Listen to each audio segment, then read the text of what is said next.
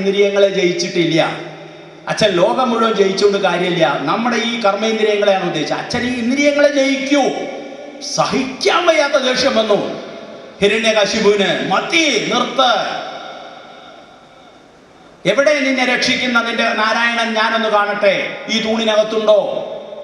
അച്ഛാ, എവിടെയാണ് എന്റെ നാരായണൻ ഇല്ലാത്തത് എന്ന് പറഞ്ഞപ്പോഴാണ് ഒരേ ഊരി ആ മുഷ്ടി കൊണ്ട് അദ്ദേഹം അവിടെ ഇടിക്കുന്നത്. അവിടെ നിന്ന് നരസിംഹം, ഈ നരസിംഹാവതാരമൊക്കെ നിങ്ങൾ സപ്താഹത്തിൽ കേൾക്കുന്നതാണ്. പക്ഷെ അതിൽ നിന്ന് കിട്ടുന്ന നമുക്കുള്ള ജീവിത സന്ദേശം എന്താണെന്ന് നോക്കൂ.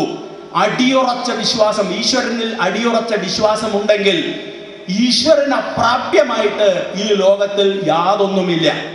ഈശ്വരന് അപ്രാപ്യമായിട്ട് ഈ ലോകത്തിൽ ഒന്നുമില്ല.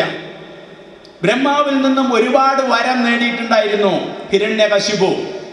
ആ വരങ്ങളെ മുഴുവൻ നിലനിർത്തിക്കൊണ്ട് മിനിറ്റുകൾക്കുള്ളിൽ അതിൽ പറഞ്ഞിരുന്നു, ആകാശത്ത് വെച്ച് കൊല്ലരുത്, ഭൂമിയിലും വെച്ച് ഞാൻ മരിക്കരുത്, അകത്തും വെച്ച് ഞാൻ മരിക്കരുത്, പുറത്തു വെച്ച് മരിക്കരുത്, രാത്രിയിലും മരിക്കരുത്, പകലും മരിക്കരുത്, ആയുധം കൊണ്ട് മരിക്കരുത്. ഇങ്ങനെ എണ്ണിയാൽ ഒടുങ്ങാത്ത വരങ്ങൾ ചോദിച്ചു. എല്ലാം ബ്രഹ്മാവ് തഥാസ്തു തഥാസ്തു എല്ലാം കൊടുത്തു. അപ്പോൾ ഹിരണ്യകശിപു അഹങ്കരിച്ചു. ഇനി എനിക്കൊന്നും പേടിക്കാനില്ല, എന്നെ ഒരാൾക്കും കൊല്ലാൻ സാധ്യമല്ല എന്ന്. ശ്രീകൃഷ്ണ പരമാത്മാവിന് ഇന്നത്തെ മാതിരി 5-6 മീറ്റിംഗ് ഒന്നും കൂടേണ്ടി വന്നില്ല, 3-4 പോളിറ്റ് ബ്യൂറോ ഒന്നും ആലോചിക്കേണ്ടി വന്നില്ല. ഇത്രയൊക്കെ വരങ്ങളെയൊക്കെ നിലനിർത്തിക്കൊണ്ട് ഞാൻ എന്ത് ചെയ്യണം? അദ്ദേഹം ഒരു ഫ്രാക്ഷൻ ഓഫ് സെക്കൻഡിന്റെ ഉള്ളില് ഈ തൂണിലുണ്ടോ നിന്നെ രക്ഷിക്കുന്ന നാരായണൻ, എവിടെയാണ് അച്ഛ ഇല്ലാത്തതെന്ന് ചോദിച്ചപ്പോൾ 1 സെക്കൻഡിന്റെ ഉള്ളിൽ അവതരിച്ച് ഈ മുഴുവൻ ബ്രഹ്മാവൻ കൊടുത്തിരുന്ന വരങ്ങളെ മുഴുവൻ നിലനിർത്തി ഫുൾ റെസ്പെക്ട്, പരിപൂർണ ആദരവ് ബ്രഹ്മാവിന് കൊടുത്തുകൊണ്ട് 1 സെക്കൻഡിന്റെ ഉള്ളിൽ അദ്ദേഹം നരസിംഹാവതാരം സ്വീകരിച്ചു എന്ന് പറഞ്ഞാൽ നാം എന്താണ് മനസ്സിലാക്കേണ്ടത്? അദ്ദേഹം നരനുമല്ല. ഇത് നിങ്ങൾക്ക് അറിയാവുന്നതുകൊണ്ട് ഞാൻ വർണ്ണിക്കുന്നില്ല. പകുതി സിംഹത്തിന്റെ രൂപം, പകുതി. അപ്പോൾ മനുഷ്യൻ എന്നെ കൊല്ലരുതെന്ന് പറഞ്ഞതിനെ നിലനിർത്തി, അകത്തുമല്ല പുറത്തുമല്ല എന്ന് പറഞ്ഞ വീടിന്റെ ഉമ്മറപ്പടിയിൽ അദ്ദേഹം ഇരുന്നു. ആകാശത്തും ഭൂമിയിലല്ല എന്ന് പറഞ്ഞെടുത്ത് മടിയിൽ വെച്ചു.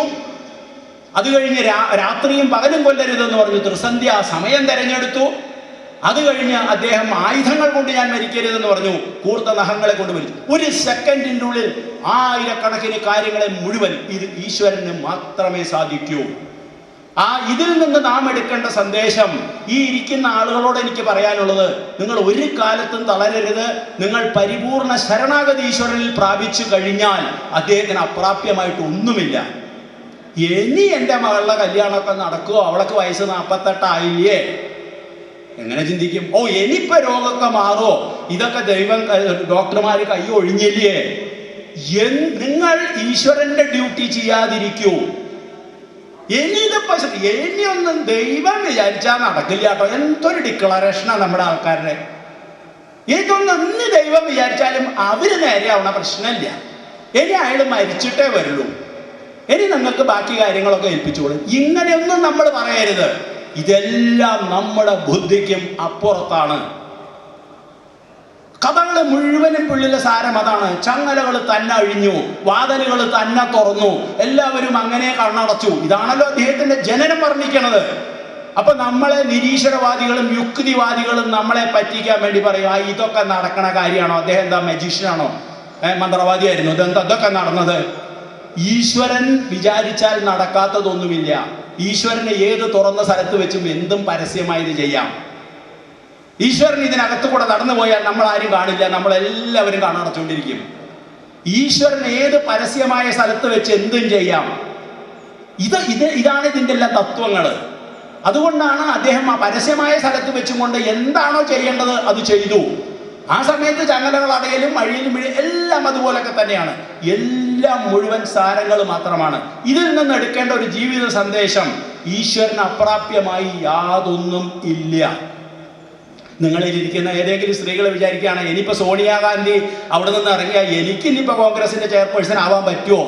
ശ്രമിച്ചോളൂ, ചിലപ്പോൾ കിട്ടും. അതൊക്കെ നടക്കും. അങ്ങനെയല്ലേ നമ്മൾ കണ്ടുവരുന്നത്. എല്ലാ തടസ്സങ്ങളെയും തട്ടി നീക്കുക, അതായിരുന്നു അദ്ദേഹം ചെയ്തത്. എത്ര മനോഹരമായിട്ടാണ് തടസ്സങ്ങളെ നീട്ടുന്നത്. ഒരു ഉദാഹരണം കൂടെ പറയാം.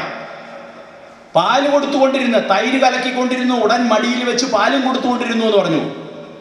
ആ സമയത്ത് മുലപ്പാൽ കൊടുത്തുകൊണ്ടിരുന്നു. ആ സമയത്താണ് അവിടെ പാല് തിളച്ചു പോണത്. ഉടൻ ശ്രീകൃഷ്ണ ഭഗവാനെ താഴെ ഇറക്കി വെച്ചുകൊണ്ട് ഓടി പാലിന്റെ അടുത്തേക്ക്. അവിടെ ചെന്നപ്പോഴേക്കും പാല് മുഴുവൻ തിളച്ചു പോയി. തിരിച്ചിവിടെ വന്നപ്പോഴേക്കും ഇദ്ദേഹത്തിന് കോപം വന്നു. വയറ് നിറഞ്ഞിട്ടില്ല പാല് കുടിച്ചിട്ട്. ആ സമയത്ത് എന്ത് ചെയ്തു? അവിടെ ഇരുന്ന സകല കലങ്ങളും തട്ടി ഉടച്ചു, മുഴുവൻ നശിപ്പിച്ച. അവസാനം കുറച്ച് വെണ്ണ ഉണ്ടായിരുന്നു, അതുകൊണ്ട് എടുത്ത് മൂപ്പര് ഒരൊറ്റ പോയി ഒളിക്കലും കഴിഞ്ഞു. യശോദ തിരിച്ചു വന്നപ്പോൾ അവിടെ പാല് മുഴുവനും നശിച്ചു പോയി, ഇവിടെ വെണ്ണയും പോയി, കല ഉടഞ്ഞു, ഒന്നും കിട്ടിയില്ല. നമ്മളിത് എല്ലാവരും കൂടെ ചിരിച്ച് രസിച്ച് നമ്മൾ വേറെ ഒരു കോമഡി ആയിട്ട് എടുത്തു. എന്താണ് ഇതിന്റെ അർത്ഥം? ഈ ലോകം മുഴുവനും കൊടുത്താൽ കിട്ടാത്ത നിധിയാണ് സാക്ഷാൽ പരബ്രഹ്മം, സാക്ഷാൽ പരമാത്മാവാണ് കൃഷ്ണരൂപത്തിൽ മടിയിൽ. ഈശ്വരനാണ് നമ്മുടെ കയ്യിലിരിക്കുന്നത്. നമുക്ക് ഭൗതികതയും ഈശ്വരനെയും കൊണ്ട് ഇതിൽ നിന്ന് ഏത് തെരഞ്ഞെടുക്കണമെന്ന് പറയുമ്പോൾ നമ്മൾ തെരഞ്ഞെടുക്കുന്നത് ഭൗതികതയാണ് നമ്മൾ തെരഞ്ഞെടുക്കുന്നത്. ആണോ അല്ലയോ? സാക്ഷാൽ ജഗതീശ്വരനാണ് മടിയിലിരിക്കുന്നത്. ഈ മുഴുവൻ ഞാൻ തുടക്കത്തിൽ പറഞ്ഞു, 14 ലോകങ്ങളുടെയും അധിപതിയാണ് ഒരു കുട്ടിയുടെ രൂപത്തിൽ സ്വന്തം മടിയിലിരിക്കണത്. അപ്പോൾ ഈ ഭൗതിക 2 കാര്യം, ഒരു നിസ്സാരം 1.25 ലിറ്റർ പാല് തിളച്ചു പോയപ്പോൾ അതങ്ങോട്ട് പോയി എന്ന് വിചാരിക്കുക വേണ്ടു. എന്നാൽ ഈ പരമാത്മാവ് നഷ്ടപ്പെടില്ല. പാലെടുക്കാൻ പോയപ്പോൾ പാല് നശിച്ചു പോയി. അതിൽ നിന്ന് മനസ്സിലാക്കേണ്ടത്, നാം എപ്പോൾ നമുക്ക് ഭൗതികതയാണ് നമ്മൾ ആശ്രയിക്കുന്നത്. 2-1 ഉള്ളു നമുക്ക് വരുമ്പോൾ ഏത് തിരഞ്ഞെടുക്കണം എന്ന് പറഞ്ഞാൽ നമ്മൾ ആദ്യം തിരഞ്ഞെടുക്കുന്നത് ഭൗതികതയാണ്. ഈ മുഴുവൻ ലോകം കൊടുത്താലും കിട്ടാത്ത നിധിയെ നമ്മൾ മനഃപൂർവ്വം താഴെ വെച്ചു. ഇപ്പോഴും നമ്മൾ ഏതിനാ പ്രിയോറിറ്റി കൊടുക്കുന്നത്? എൻ്റെ അമ്മായിയുടെ വീടിൻ്റെ ഗുരുവായൂർ അടുത്ത് കേച്ചേരി, ഇന്ന് അവിടെ പോണ സമയത്ത് ഒന്ന് ഗുരുവായൂരപ്പനെ തൊഴുതിട്ട് വരാമെന്ന്. തിരിച്ചല്ല. ഏതായാലും അമ്മായിയുടെ അവിടെ പോയിട്ട് കുറേ ദിവസമായി. ഞാൻ കാര്യമായിട്ടാണ് പറഞ്ഞത്. സംസ്കൃത തത്വങ്ങൾ പറയല്ല ഞാൻ. ഈ നമ്മളിപ്പോൾ അറിയാണ്ട് ചെയ്തു പോകുന്ന പ്രശ്നം ഇതാണ്. നമ്മളൊക്കെ മായയുടെ കുരുക്കപ്പെട്ടിരിക്കുക. ഏതായാലും കേച്ചേരിയിൽ എൻ്റെ അനീതി ഉണ്ട്, അല്ലെങ്കിൽ ഏഴ്ത്തി ഉണ്ട്, ഒരുപാട് ദിവസമായി അവിടെ പോയിട്ട്. എന്നാൽ അവളുടെ അടുത്തൊന്ന് പോവാം, പോണ പോക്കിലൊന്ന് ഗുരുവായൂരപ്പനെ കാണാം. ചോദിക്കുന്ന ലിസ്റ്റ് ഗംഭീരാണ്. എന്തൊക്കെയാ ചോദിക്കുന്നതെന്ന് ഒരു കണക്കുമില്ല. ഞാൻ ആലോചിച്ചു എങ്ങനെയാ അദ്ദേഹം അവിടെ ഇരിക്കുന്നുണ്ടാവുക. ഇല്ലാത്ത പരാതികളൊന്നുമില്ല. അപ്പൊ ഏതിനെ നമ്മൾ സ്വീകരിക്കണം? നമ്മൾ എപ്പോഴും ഊന്നൽ കൊടുക്കുന്നത് ഇതിനെയാണ്, ഭൗതികതയെ. അങ്ങനെ ഉടനീളം അദ്ദേഹം തരുന്ന സന്ദേശങ്ങൾ എണ്ണിയാൽ ഒടുങ്ങാത്ത സന്ദേശങ്ങൾ. ഇനി നമ്മൾക്ക് ഇത് നോക്കാം. സ്യമന്തകോപാഖ്യാനം എല്ലാവർക്കും നമുക്കറിയുന്ന. അതിന്റെ കഥ മാത്രം പറയുകയാണെങ്കിൽ പറയും, സത്രാജിത്ത് കുറെ കാലം തപസ് ചെയ്തു. സത്രാജിത്തിന് ഒരു രത്നം കിട്ടി, സൂര്യൻ കൊടുത്തു. അത് ദിവസം 8 വാരം സ്വർണം അത് തരുമായിരുന്നു. അങ്ങനെ ഇരിക്കുമ്പോൾ ദ്വാരകാധിപതിയായ ശ്രീകൃഷ്ണൻ ചോദിച്ചു, എന്തിനാ ഇത് ഇത്രയും ഒരുപാട് ആയില്ലേ സമ്പാദിക്കുന്നു? എന്നാ കുറച്ചു കാലം ഇവിടെ കൊട്ടാരത്തിൽ ഇരുന്നോട്ടെ, കുറച്ച് 8 വാരം സ്വർണ്ണമൊക്കെ കിട്ടുക, ജനങ്ങൾക്കൊക്കെ കൊടുക്കാലോ, ഇല്ലാത്തവർക്കൊക്കെ. APL BPL ഒന്നും അന്നില്ല, എല്ലാവരും സുഭിക്ഷമായിരുന്നു. എന്നാലും ഇല്ലാത്തവർക്ക് വേണമെങ്കിൽ കൊടുക്കാലോ, അതുപോലെ ഇരുന്നോട്ടെ എന്നൊക്കെ പറഞ്ഞേ. അതൊന്നും ഇപ്പോൾ തൽക്കാലം നടപ്പില്ല, ഞാൻ ഒരുപാട് കഷ്ടപ്പെട്ട് തപസ് ചെയ്തൊക്കെ കിട്ടിയതാണ്, അതൊന്നും തരാൻ പറ്റില്ല. ഓ ശരി, വേണ്ടെങ്കിൽ വേണ്ട. ഇങ്ങനെയൊക്കെ ചെയ്തു. ഒരു ദിവസം അദ്ദേഹത്തിന് അനിയൻ പ്രസന്നനൊരു മോഹം തോന്നി. അദ്ദേഹം അത് കഴുത്തിലിട്ടു, കാട്ടിൽ നായാട്ടിന് പോയി. അപ്പോഴേക്ക് ഏതോ സിംഹം അതിൻ്റെ പ്രകാശം കണ്ട് ചാടി വീണു, അയാളെ കൊന്നു. പിന്നെ അതുകൊണ്ട് അത് കണ്ടപ്പോൾ വേറെ ഏതോ ഒരു മുതുകുരങ്ങൻ അത് ചാടി പിന്നെ എടുത്തു, കുട്ടികളൊക്കെ കൊണ്ടുപോയി വീട്ടിൽ കൊണ്ടുപോയി, കുട്ടികൾ കളിച്ചുകൊണ്ടിരുന്നു. ഈ കഥ നമുക്കൊക്കെ അറിയാം, ഇതാണ് എൻ്റെ കഥ. അത് കഴിഞ്ഞ് പിന്നെ ശ്രീകൃഷ്ണ പരമാത്മാവ് പോയി ആ മുത്താൻ കുരങ്ങനുമായിട്ട് കുറച്ച് വഴക്കൊക്കെ കൂടി അവസാനം അതുകൊണ്ട് ഇങ്ങോട്ട് തിരിച്ചു വന്നു, കഴിഞ്ഞു വന്നു. ഇത് നമ്മൾ സിനിമ കാണുന്ന മാതിരി ഒരു കഥയായിട്ട് അങ്ങോട്ട് എടുത്താൽ വെറും കഥ തന്നെയാണ്. അപ്പൊ അതും ഒരു രസം. അങ്ങനെ നമ്മൾ ഭാഗവതത്തിന്റെ 12 സ്കന്ധങ്ങൾ മുഴുവൻ പരതിയാൽ ഒരുപാട് രസകരമായ കഥകളുണ്ട്. ഈച്ചയും പൂച്ചയും കഞ്ഞി വെച്ച കഥ പോലെ. നോക്കൂ, ഇത് മാത്രം മതി. ഇതിൽ എത്ര അതിഗംഭീരമായ ഒഴിഞ്ഞു കിടക്കുന്നത്. ഈ മനുഷ്യ ശരീരമാണ് സ്യമന്തകം. സ്യമന്തക രത്നം എന്ന് പറയുന്നത് നമ്മുടെ ഈ ഇരിക്കുന്ന നിങ്ങളുടെയും എൻ്റെയുള്ള ഈ ശരീരമാണ് സ്യമന്തക രത്നം. ഇത് നമുക്ക് കിട്ടിയത് 84 ലക്ഷം ജന്മങ്ങൾക്ക് ശേഷമാണെന്നാണ് സനാതന ധർമ്മം പറയുന്നത്. അപ്പൊ എത്രയോ ലക്ഷങ്ങളിലൂടെ നാം ജീവിച്ചു കഴിഞ്ഞതിന് ശേഷമാണ് നമ്മൾക്ക് ഈ ജന്മം കിട്ടിയിരിക്കുന്നത്. സത്രാജിത്ത് ഒരുപാട് തപസ് ചെയ്തതിന് ശേഷമാണ് സത്രാജിത്തിന് ഈ രത്നം കിട്ടിയത്. അത് 8 ഭാരം ദിവസം തരുന്നു എന്ന് പറഞ്ഞാൽ നാം വേണ്ട വിധത്തിൽ ഉപയോഗിച്ചു കഴിഞ്ഞാൽ 8 ഐശ്വര്യങ്ങളും പ്രദാനം ചെയ്യുന്നതാണ് നമ്മുടെ ശരീരം. വേണ്ട വിധത്തിൽ നാം ദുരുപയോഗം ചെയ്തു കഴിഞ്ഞാൽ, നമ്മുടെ ശരീരത്തിനെ എന്തിനാണോ നമ്മൾക്ക് തന്നിരിക്കുന്നത്, ഇതിനകത്തൊരാത്മാവുണ്ട്. ആ ആത്മാവിനെ നിർത്തുന്നതിന് വേണ്ടിയാണ് ആ ആത്മാവിനെ നിലനിർത്തുന്നതിന് വേണ്ടിയാണ് നമ്മൾക്ക് ഈ ശരീരം തന്നിരിക്കുന്നത്. അത് നമ്മൾ ഉപയോഗം ചെയ്ത് കഴിഞ്ഞ് അതിൻ്റെ ശരിയായ സതുപയോഗം ചെയ്തു കഴിഞ്ഞാൽ നമ്മൾക്ക് ഐശ്വര്യങ്ങൾ ലഭിക്കും. ദുർവിനിയോഗം ചെയ്തു കഴിഞ്ഞാൽ നമ്മളുടെ ഈ ഇന്ദ്രിയങ്ങളാകുന്ന കുരങ്ങന്മാർക്ക് തട്ടിക്കളിക്കാനുള്ള പന്തായി മാറും. മനസ്സിലാവുന്നുണ്ടോ? സത്രാജിത്തിന്റെ ആ രത്നം എന്ന് പറയും നമ്മുടെ ഈ മനുഷ്യ ശരീരത്തിനെ ദുർവിനിയോഗം ചെയ്തത് കൊണ്ട്. എന്നിട്ട് നോക്കൂ അതിനകത്തെ സന്ദേശങ്ങൾ. ആ ദുർവിനിയോഗം ചെയ്താൽ അത് നമ്മൾക്ക് ഇപ്പൊ നമ്മുടെ ഈ ശരീരത്തിനെ നാം ദുർവിനിയോഗം ചെയ്താൽ, ഈ രത്നത്തിനെ നമ്മുടെ മുഴുവൻ ഇന്ദ്രിയങ്ങൾക്ക് കൊടുത്താൽ, ഇന്ദ്രിയങ്ങൾ കുരങ്ങന്മാര് തട്ടിക്കളിക്കുന്നത് പോലെ നമ്മുടെ ശരീരത്തിനെ തട്ടിക്കളിക്കും. ആവശ്യമില്ലാത്തടത്ത് നമ്മുടെ കണ്ണ് പോവും, ആവശ്യമില്ലാത്തത് നമ്മുടെ ചെവി കൊണ്ട് കേൾക്കും, ആവശ്യമില്ലാത്തത് നമ്മൾ നമ്മുടെ നാവ് കൊണ്ട് പറയും. അങ്ങനെ ഈ അമൂല്യമായ സമന്തക രത്നം നമ്മൾ കുട്ടിച്ചോരാക്കും. അത് തന്നെയാണ് സന്ദേശം. കഥ മാത്രം വായിച്ചു പോവരുത്. കഥ ഇതിനകത്ത് ഒരുപാടുണ്ട്. 18 ദിവസം ശ്രീകൃഷ്ണ ഭഗവാൻ ഇടികൊണ്ടു ജാമ്പവാന്റെ ഈ രത്നം. അതിനുശേഷം അദ്ദേഹം അതിനു മുമ്പ് എന്തൊക്കെ അനുഭവിച്ചു പറഞ്ഞു. ഇത് തന്നെ, കണ്ടാലിരക്കുന്ന ജനങ്ങളുണ്ടോ കപ്പാൻ മടിക്കുന്നു തരം വരുമ്പോൾ. ശ്രീകൃഷ്ണൻ പണ്ട് ചോദിച്ചിരുന്നു. മൂപ്പര ആന്റിസിഡൻസ് അത്ര കറക്റ്റ് ഒന്നും അല്ല. മൂപ്പര പൂർവ്വചരിത്രം സർട്ടിഫിക്കറ്റ് നോക്കിയാൽ ഒരുപാട് കട്ടിട്ടൊക്കെ ഉണ്ട്. അദ്ദേഹം വെണ്ണ കട്ടിട്ടുണ്ട്, നീ കക്കാത്തതൊന്നുമില്ല പോലില്ല. അപ്പൊ ഇത് അദ്ദേഹം തന്നെ പിന്നെ ചോദിക്കുകയും ചെയ്തിട്ടുണ്ട്. നോക്കൂ എന്ത് അപവാദം സഹിച്ചു. അപ്പോഴും അദ്ദേഹം കൊട്ടേഷൻ സംഘത്തിനെ വിട്ടിട്ട് ആരെയും ഒന്നും കൊന്നൊന്നുമില്ല. ശ്രീകൃഷ്ണ ഭഗവാൻ അവിടെ ഇരുന്നോണ്ടൊന്ന് ചെറുതായിട്ടൊന്ന് വിചാരിച്ചാൽ മതി. അല്ലോ ചക്രം ഉണ്ടോ എൻ്റെ കയ്യില്? അദ്ദേഹം ഒന്ന് മനസ്സിൽ സങ്കല്പിച്ചു കഴിഞ്ഞാൽ ആ ചക്രം പോയി സത്രാജിത്തിനും അതിൻ്റെ അപ്പുറത്തുള്ള 10,000 കണക്കിന് സത്രാജിത്തിനെ ഇൻറ്റു 16 പീസാക്കിയിട്ട് ആ ചക്രം തിരിച്ചു വന്നിട്ട് ഞങ്ങളുടെ മിലിറ്ററി ഭാഷയിൽ പറഞ്ഞ സല്യൂട്ട് ചെയ്യും. സാർ ഇനി എന്താ വേണ്ടത് ചോദിക്കും. അങ്ങനത്തെ ചക്ര കയ്യിലിരിക്കണം. ഒന്നും വേണ്ടിയില്ല. കട്ടു എന്ന് പറഞ്ഞു പാവം, ഒന്നും വേണ്ടിയില്ല. എല്ലാവർക്കും പേടിയായി. കണ്ടോ കളനാ വരണത് സമന്തക രത്നം. നമ്മളെ ആരെങ്കിലും ഒരാൾ എന്തെങ്കിലും പറഞ്ഞാൽ നമ്മൾ കൺവിൻസ് ചെയ്യാൻ ശ്രമിക്കുന്നുണ്ടോ? ഞാനല്ല പലപ്പോഴും ഇവിടെ മരണങ്ങൾ നടക്കുന്നത് തെറ്റിദ്ധാരണയുടെ പേരിലാണ്. സാന്ദർഭികമായി ഞാൻ പറഞ്ഞു വരികയാണ്. കഴിഞ്ഞ പ്രാവശ്യം കണക്കെടുത്തപ്പോൾ 750 കർഷകർ ആത്മഹത്യ ചെയ്തു എന്ന് പറഞ്ഞതിൽ 750 ആളും മരിച്ചത് ഭാര്യാഭർത്തൃ ബന്ധത്തിന്റെ ഉലച്ചിൽ കൊണ്ടാണ്. അതെല്ലാം കർഷകത്തിലേക്ക് എഴുതി ചേർത്തു. വീട്ടിലത്തെ പിടിപ്പുകേട് കൊണ്ടും വീട്ടിലെ അമ്മായിയമ്മ മരുമക്കളുടെ പോര് കൊണ്ടും ഭാര്യവും ഭർത്താവും തമ്മിൽ ബന്ധമില്ലാത്തത് കൊണ്ടും മാത്രം അതങ്ങനെ. അത് ചിലത് പറയും ബാങ്ക് ലോൺ കിട്ടിയില്ല. ഈ ബാങ്ക് ലോൺ കിട്ടാത്തത് കൊണ്ടൊന്നും അല്ല, വീട്ടിലെ പ്രശ്നങ്ങൾ കൊണ്ടാണ് മാക്സിമം ആളുകളും. പക്ഷെ ഇത് എഴുതി ചേർക്കാൻ ഒരു വകുപ്പ് വേണം. അവർക്ക് അവരുടെ സ്റ്റാറ്റസ് നിലനിർത്തണം. ഇതൊക്കെയാണ് സത്യം. നമ്മൾക്ക് എന്തെങ്കിലും ഒരാൾ എന്നെ കുറ്റം പറഞ്ഞാൽ ഞാൻ ചെയ്തിട്ടില്ലെങ്കിൽ ശ്രീകൃഷ്ണ പരമാത്മാവിൽ അഭയം പ്രാപിക്കും. ഇത്രയും വലിയ ശ്രീകൃഷ്ണ പരമാത്മാവിനെ കള്ളൻ എന്ന് വിളിച്ചില്ലേ? ഒടുവിൽ അദ്ദേഹം തെളിയിച്ചു കഴിഞ്ഞപ്പോഴോ ഇന്നും നമ്മൾ ശ്രീകൃഷ്ണ പരമാത്മാവിനെ കുറ്റം പറയുന്നില്ലേ? എന്നാലും എൻ്റെ കൃഷ്ണ ഇത് എന്നോട് വേണോ? അവസാനം പറയേ ആ കൃഷ്ണൻ ചെയ്തത് വളരെ നന്നായിട്ടോ. അത് ഞാൻ അന്ന് ആ വീട് വാങ്ങി ഞാൻ പെട്ടു. കാരണം അത് കംപ്ലീറ്റ് മോശമാണ്, അല്ലെങ്കിൽ അതിൻ്റെ ആധാരം ശരിയല്ല, അത് പ്രശ്നമില്ല, അതില്ല. ഞാൻ അന്ന് ആ വീട് ഞാൻ വാങ്ങിച്ചതാണെങ്കിൽ ഞാൻ കുട്ടിച്ചോറായി, ഞാൻ ആത്മഹത്യ ചെയ്യേണ്ടി വന്നിരുന്നു. അത് കിട്ടാതെ വന്നപ്പോഴോ തട്ടി വേറൊരാളുടെ കയ്യിൽ പോയപ്പോൾ അന്ന് പറയും എന്നാലും കൃഷ്ണ. പിന്നെ കൃഷ്ണന് പരാതിയുള്ളൂ. ഈ കൃഷ്ണൻ ചെയ്തത് മുഴുവൻ നമ്മൾ മനസ്സിലാക്കിയത് അതിൻ്റെ റിസൾട്ട് വന്നതിന് ശേഷമാണ്. അതാണ് ഞാൻ പറഞ്ഞ കാലുകൊണ്ടൊരു തട്ടി ആർക്കും മനസ്സിലായില്ല എന്തിനാ തട്ടിയെന്ന്. അത് ശകടാസുരന് മോക്ഷം കൊടുത്തു, അത് വേറെ വിഷയം. അദ്ദേഹം ചെയ്തതിൻ്റെ ഒക്കെ അപ്പുറത്തെ പ്രവർത്തനങ്ങൾ അങ്ങനെയാണ്. ഇനി നിങ്ങൾ ഇപ്പം ഞാൻ പറഞ്ഞ സെമന്തപോ ഉപാഖ്യാനമാണ്. പിന്നെ നമ്മൾ കഥയിലേക്ക് കടക്കുമ്പോൾ പറയും പിന്നെ ജാമുവാനപ്പം ഒരു മകളെയും കൊടുത്തല്ലോ പാക്കേജ് കൂട്ടത്തിൽ. ഇപ്പം ചിലർ വിചാരിക്കുന്നുണ്ടാവും ഇയാളെന്താ അത് പറയാത്തത്. 18 ദിവസം ഗുഹയിൽ വെച്ച് ഇടി കൊണ്ട് കഴിഞ്ഞതിന് ശേഷം അദ്ദേഹം ജയിക്കണില്ല എന്ന് കണ്ടപ്പോൾ, അത് ഭാഗവതത്തിലെ സപ്താഹത്തിലെ കഥ ആയതുകൊണ്ടാണ് ഞാൻ അവിടേക്ക് വരാത്തത്, അതൊക്കെ നിങ്ങൾക്ക് അറിയാം. അവസാനം ചോദിച്ചു ഹേ രാമ എന്ന് വിളിച്ച് നിലവിളിക്കാൻ തുടങ്ങിയപ്പോൾ അദ്ദേഹം രാമന്റെ രൂപത്തിൽ കാണിച്ചു. അപ്പോഴാണ് മനസ്സിലായി ഞാൻ ഇടിക്കുന്നത് കൂടെ രാമനെയാണല്ലോ എന്ന്, ജാമ്പവാൻ. ഒടുവിൽ അദ്ദേഹം കാൽക്കൽ വീണു. ഇതൊക്കെ നമ്മൾ സപ്താഹ കഥയിൽ കേൾക്കുന്നതാണ്. ഒടുവിൽ അദ്ദേഹം സെമന്തകം തിരിച്ചു കൊടുത്ത് കാല് പിടിക്കുന്നതോട് കൊടുത്ത് ഒരു പാക്കേജും കൊടുത്തു. ഉപ്പുണ്ടല്ലോ 1 by 1, ഒന്നെടുത്താൽ ഒന്ന് കിട്ടുന്നു. അദ്ദേഹം അന്നേ തുടങ്ങി വെച്ചു. അത് പിടിച്ചോ ജാമ്പവതി എന്ന് പറഞ്ഞ് മകളെയും കൊടുത്തു. ശരിയല്ലേ?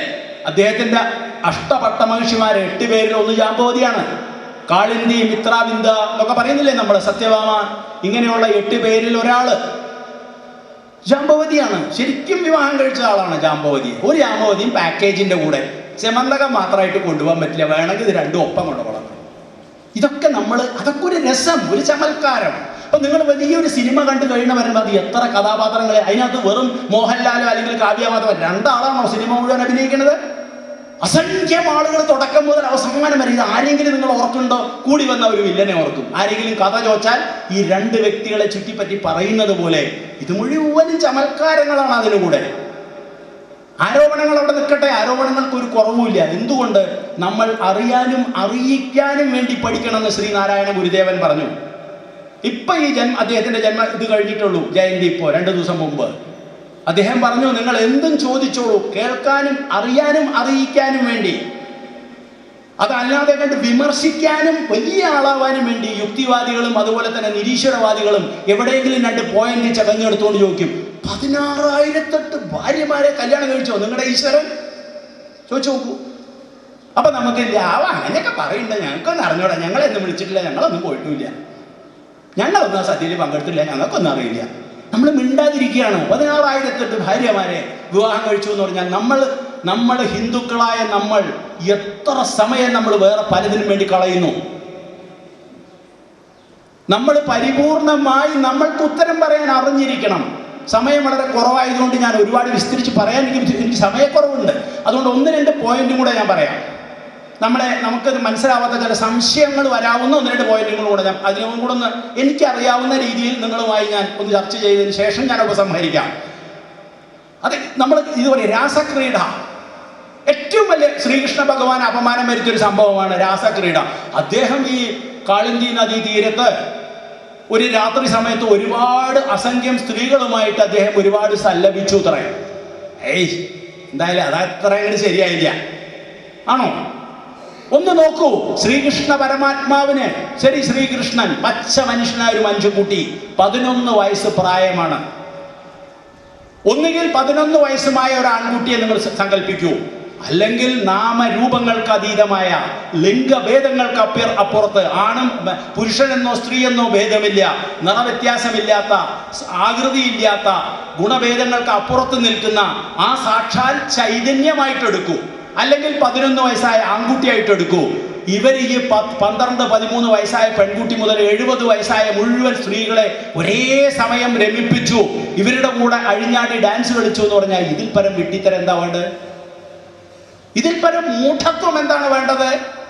ഇനി അതിലേറ്റവും വലിയ രസം, അവിടെ അത് നടക്കുന്ന സമയത്ത് എല്ലാ സ്ത്രീകളും ഗോകുലത്തിൽ അവരുടെ വീട്ടിലുണ്ടായിരുന്നു. അവിടുത്തെ ഒരു പോലീസ് സ്റ്റേഷനിലും എൻ്റെ ഭാര്യയെ കാണാനില്ല എന്ന് പറഞ്ഞ് ഒരാളും കംപ്ലൈന്റ് കൊടുത്തിട്ടില്ല. ഒരു ഭാഗവതത്തിലും ഒരു പുരാണത്തിലും എഴുതി വെച്ചിട്ടില്ല. അവരുടെ ശരീരമായിരുന്നു ഗോപന്മാര് മുഴുവൻ കണ്ടിരുന്നത്. ആ മുഴുവൻ ഗ്രഹങ്ങളിലും ഉണ്ടായിരുന്നത് അവരുടെ ശരീരമായിരുന്നു. അവരുടെ ജീവനാണ് പരമാത്മാവിലേക്ക് വന്നത്. എല്ലാ ജീവാത്മാവുമാണ് പരമാത്മാവുമായി ചേരാൻ വേണ്ടി വന്നത്. ഗോപന്മാർക്ക് ഒരിക്കലും തോന്നിയിട്ടില്ല ഞങ്ങളുടെ ഭാര്യമാർ ഇവിടെ നിന്ന് അപ്രത്യക്ഷമായി എന്ന്. ആ ദിവ്യലീലയാണ് ജീവൻ. ഈ ലോകത്തിലെ ഏറ്റവും വലിയ ഈശ്വര പ്രേമത്തിന്റെ ഉദാഹരണമാണ് ഗോപികമാരുടെ പ്രേമം. എല്ലാം വിട്ടുകൊണ്ട് സാക്ഷാൽ പരമാത്മാവിനെ മാത്രം ജീവാത്മാവ് ചെന്ന് ചേരുന്ന ഒരു പ്രക്രിയ. ഈശ്വരനിൽ നിങ്ങൾ ആരെങ്കിലും അടിയുറച്ച് നിങ്ങളുടെ ഉള്ളിൽ നിങ്ങൾ ആത്മാർത്ഥ സമർപ്പണം ചെയ്താൽ നിങ്ങൾക്ക് ആ അനുഭൂതി നിങ്ങളുടെ ഉള്ളിൽ തെളിഞ്ഞു കിട്ടും. അതാണ് പറഞ്ഞ അസ്പഷ്ടം ദൃഷ്ട മാത്രേ പവനൊരു പുരുഷാർത്ഥാത്മകം ബ്രഹ്മതത്വം. ആ ബ്രഹ്മതത്വമാണ് അവിടെ ഇരിക്കുന്നത് ഗുരുവായൂരിൽ. അതുപോലെ നമ്മൾ അതിൽ നമ്മുടെ പരിപൂർണമായ സമർപ്പണം ചെയ്യണം. ഇവിടെ സംഭവിച്ചത് എന്താണ്? അവരുടെ ശരീരം അവരുടെ വീട്ടിൽ തന്നെ ഉണ്ടായിരുന്നു. അല്ലെങ്കിൽ ഗോപന്മാർ കേസ് കൊടുക്കില്ലേ? ഏതെങ്കിലും പോലീസ് സ്റ്റേഷനിൽ കേസ് കൊടുത്തിട്ടുണ്ടോ? ഇല്ല. ആ അതുപോലെ ഗോപസ്ത്രീകളുടെ വസ്ത്രാപഹരണം, നഗ്നതാ പ്രദർശനം, ഇതൊക്കെയാണ് ചില മൂഢന്മാര് വിളിച്ചു പറയുന്നത് ദേഹാഭിമാനത്തെ മാറ്റുക. നമ്മൾ ഈ ശരീരത്തിൽ നമ്മൾക്ക് എന്ത് വസ്ത്രം ധരിച്ചാലും പോരാ. പക്ഷെ നമ്മൾ ഈ ദേഹമാണോ? ഈ വെറും 100 മീറ്റർ ഇപ്പുറത്ത് ഇതിനകത്ത് കിടക്കുന്നവരെല്ലാവരും അത് തന്നെയായിരുന്നു. ആ പാട്ടിൽ പറയില്ലേ, തിലകം ചാർത്തി ചീകിയും അഴകായി പലനാൾ പോറ്റിയ പുണ്യശിരസേ ഉലകം വെല്ലാൻ ഉഴറിയ നീയോ വിലപിടിയാത്തൊരു തലയോടായി. എത്ര അവിടെ കിടക്കണത്?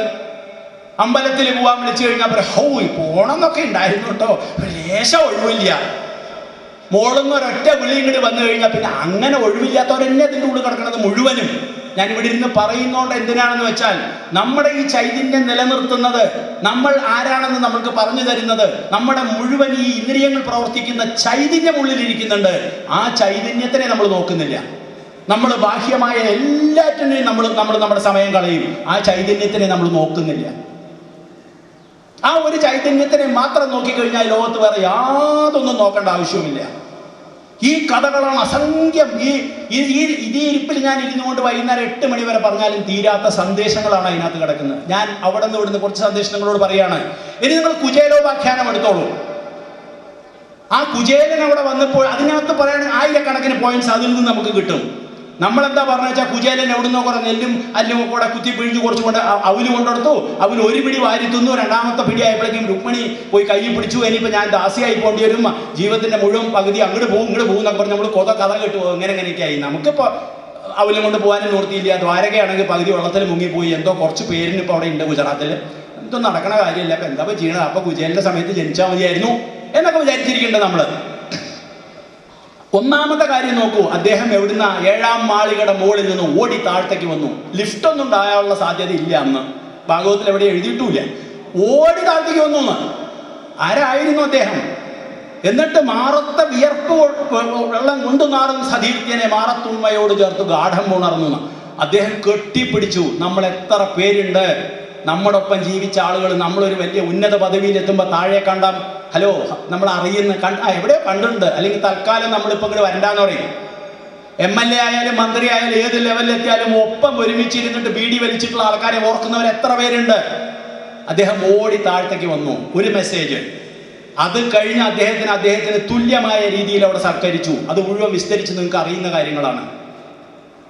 എന്താണ് ഇതിൽ നിന്ന് നാം മനസ്സിലാക്കുന്ന സന്ദേശങ്ങൾ എന്താണ്? ഒന്ന്, നമ്മൾ എത്ര വലുതായാലും നമ്മൾ മറക്കരുത്. പിന്നെ രണ്ടാമത്, അതിൽ നിന്ന് കുചേലന്റെ ഭാഗത്തു നിന്ന് നമ്മൾ എന്താണ് എടുക്കേണ്ടത്? സുധാമാവ് എന്നാണ് അദ്ദേഹത്തിന്റെ പേര്. സുധാമാവിൽ നിന്ന് എന്താണ് എടുക്കേണ്ടത്? സുധാമാവ് ഒന്നും ചോദിച്ചില്ല.